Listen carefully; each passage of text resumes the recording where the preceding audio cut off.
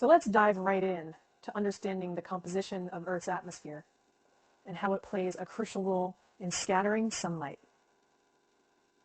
The Earth's atmosphere consists of a mixture of different gases such as nitrogen, oxygen, and trace amounts of other gases like carbon dioxide and water vapor.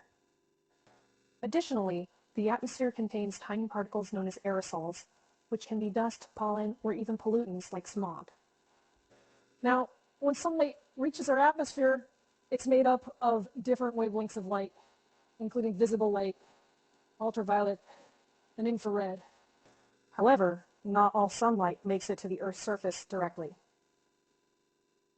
As sunlight passes through the atmosphere, it encounters these various gases and particles, which cause the sunlight to scatter in different directions. This scattering of sunlight is what makes the sky appear blue during the day and forms the basis of the fascinating phenomenon we're discussing today.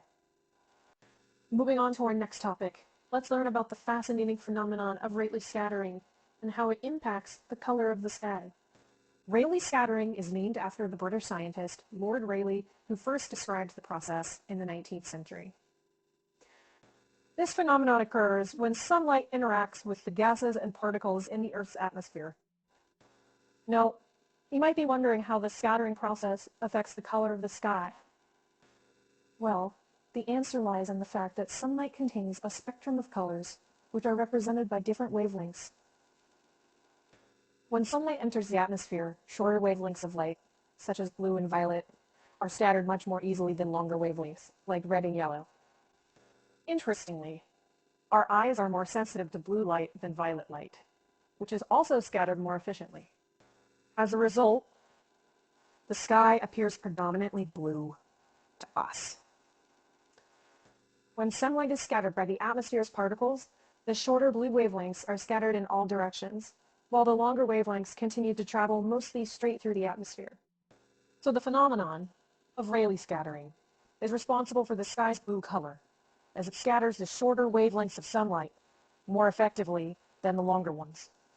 This fascinating process is a key component in understanding the beautiful blue sky we see every day. Now that we've discussed Rayleigh scattering, let's delve deeper into the visible light spectrum and how different wavelengths of light are absorbed and scattered by atmospheric particles. The visible light spectrum is a small portion of the electromagnetic spectrum that our eyes can detect. It consists of various colors ranging from violet with the shortest wavelength to red with the longest wavelength. When sunlight enters the Earth's atmosphere, its different wavelengths interact with the gases and particles present.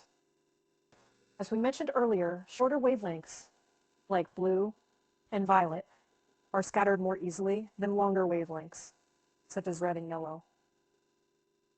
This selective scattering of light is mainly due to the size of the atmospheric particles compared to the wavelengths of light. When the particles in the atmosphere are much smaller than the wavelengths of light, shorter wavelengths are scattered more effectively. This is why we see a blue sky during the day. The atmosphere scatters the shorter blue wavelengths in all directions, causing our eyes to perceive the sky as blue. In contrast, the longer wavelengths, like red and orange, are less scattered and continue to travel relatively straight through the atmosphere.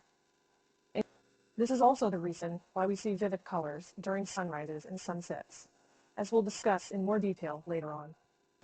So, the scattering and absorption of different wavelengths of light by atmospheric particles play a significant role in the colors we see in the sky.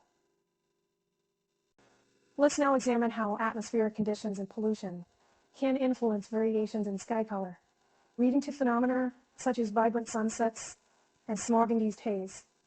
As we've learned, the scattering of sunlight by atmospheric particles plays a significant role in the colors we see in the sky. However, various factors can alter these interactions, resulting in strikingly different sky colors. First, let's discuss those stunning sunsets and sunrises we all love. When the sun is low on the horizon during these times, sunlight has to travel through a thicker layer of the atmosphere before reaching our eyes. This increased distance allows for even more scattering of the shorter blue and green wavelengths, while the longer red, orange, and yellow wavelengths continue to pass through with less scattering. As a result, we see a beautiful array of warm colors filling the sky during sunrises and sunsets. Now, let's consider how pollution can affect sky color. Air pollution, such as smog or particles from wildfires, can introduce additional particles into the atmosphere. These particles can alter the scattering and absorption of sunlight, sometimes causing a hazy or dull appearance in the sky. In some cases, pollution can also intensify the colors of the sunset, as the additional particles scatter more light, creating a more vibrant display of reds and oranges. So, from breathtaking sunsets to haze caused by pollution, various atmospheric conditions can have a dramatic impact on the color of the sky we see. These factors further emphasize the complex interplay between sunlight and the Earth's atmosphere. Lastly, let's investigate the variations in sky color during different times of the day and at different altitudes, and understand how these changes relate to the angle of sunlight and atmospheric scattering. As we learned, the scattering of sunlight by atmospheric particles is responsible for the colors we see in the sky. However, this scattering is influenced by factors such as the position of the sun and the altitude at which we observe the sky.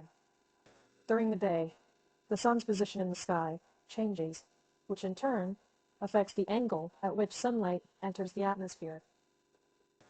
When the sun is high in the sky, sunlight has a shorter path through the atmosphere, meaning less scattering occurs. This results in the sky appearing blue, as the shorter blue wavelengths are scattered more efficiently. As the sun begins to set and its position in the sky lowers, sunlight has to travel through a greater distance in the atmosphere.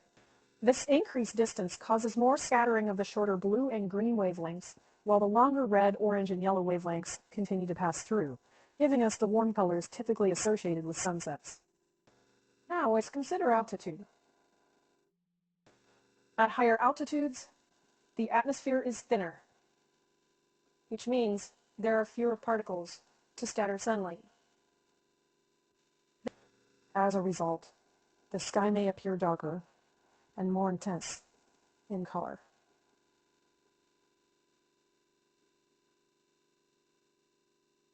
Conversely, at lower altitudes, the thicker atmosphere can cause increased scattering, leading to a lighter or even hazier sky color. In summary, variations in sky color during different times of the day and at different altitudes are closely related to the angle of sunlight and the amount of atmospheric scattering taking place. These factors, combined with the Earth's atmosphere and the visible light spectrum, create the unique and captivating colors we see in the sky.